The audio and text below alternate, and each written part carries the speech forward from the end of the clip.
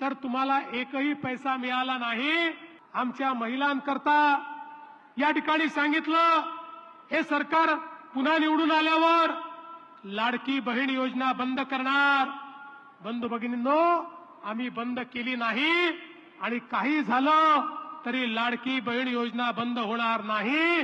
5ही वर्ष लाडक्या बहिणींना आम्ही पैसे देतच राहू। पण आता लाडक्या बहिणींना लखपती दीदी करायचा निर्णय झालाय। 50 लाख माझ्या बहिणी लखपती दीदी झाल्या आहेत। आता 1 करोड बहिणींना लखपती दीदी आपल्याला करायचं आहे आणि त्या दिशेनं आपली वाटचाल चालू आहे। आज मराठवाड्यामध्ये मला आनंद आहे, कायम दुष्काळी असलेला माझा मराठवाडा याला नेहमी करता दुष्काळ मुक्त करण्याचं काम आपण करतोय।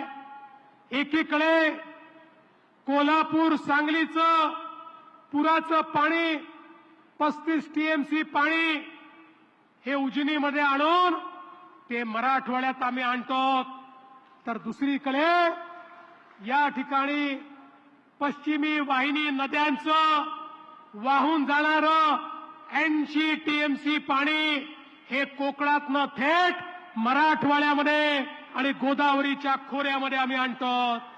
व्हिडिओच्या माध्यमातून शेतकरी बांधवांसाठी माहिती तर मिळालीच, परंतु शेतकरी बांधवांसोबतच आता लाडक्या बहिणी योजनेची जी माहिती आहे ती देवेंद्र फडणवीस आपल्या राज्याचे मुख्यमंत्री यांनी दिलेली आहे। बहुतेक दिवसापासून लाडक्या बहिणींचा जो हप्ता जुलै महिन्याचा तो अजून जमा झालेला नाहीये आणि ऑगस्ट महिना लागला तर जुलै आणि ऑगस्ट महिन्याचा हप्ता आम्हाला एकत्रित मिळेल का, हा प्रश्न सुद्धा लाडक्या बहिणींना होता।